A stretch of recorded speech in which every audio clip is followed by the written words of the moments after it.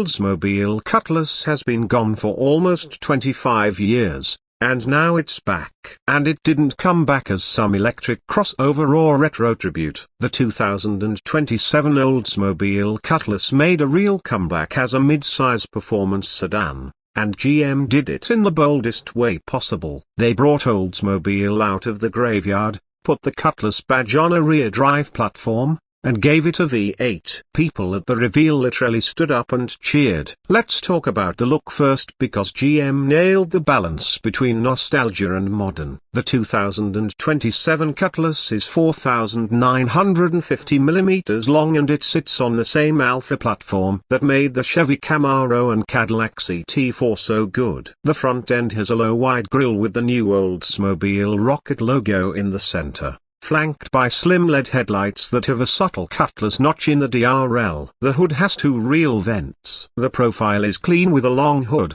short deck, and frameless windows. Around back you get full-width LED taillights and a small lip spoiler. It comes in coupe and four-door sedan versions, but both look like muscle cars. Colors like Midnight Rocket Red, Supreme Silver, and Vista Cruiser Green pay homage to the 70s. Wheel options go from 19 to 21 inches. Inside, Oldsmobile is trying to feel premium without copying Cadillac. You get a driver-focused cockpit with a 12.3-inch digital gauge cluster and an 11-inch infotainment screen running GM's new Ultifi system. The materials are a huge step up: soft touch dash, real aluminium, and available suede inserts. The seats are the highlight. They are wide, supportive, and have the classic Cutlass S logo stitched in. Real legroom is good for two adults, and the trunk is 450 liters. Oldsmobile also brought back the Supreme trim name and added a modern twist with ambient lighting that can be set to rocket red. There is no giant touch screen takeover here. You still get real knobs for climate and volume,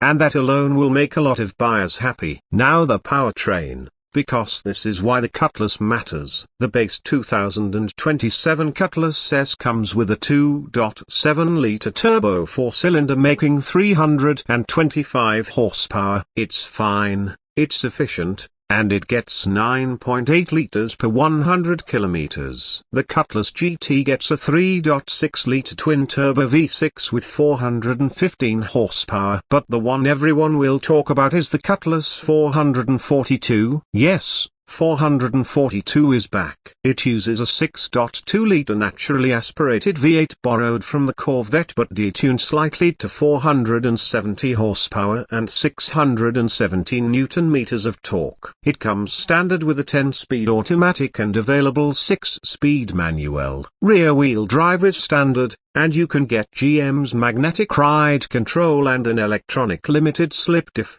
0 to 100 km per hour in the 442 takes 4.1 seconds. It sounds incredible. GM even tuned the exhaust to pop and crackle in sport mode. Driving it feels like the Cutlass we remember, but modern. The steering is direct, the body control is tight, and the magnetic suspension soaks up bad roads in tour mode. In track mode it gets stiff and the V8 comes alive. The 10-speed shifts fast, but the manual is the one to get if you can. It has perfect throws and a light clutch. GM also gave it Brembo brakes and 275 section tires so it can actually use the power. Fuel economy for the V8 is around 12.5 liters per 100 kilometers combined, which is not great, but you don't buy a 442 for mileage. You buy it for the sound and the feeling. Technology is the but not overwhelming. Every Cutlass gets Super Cruise hands-free driving on highways, a 14-speaker Bose audio system,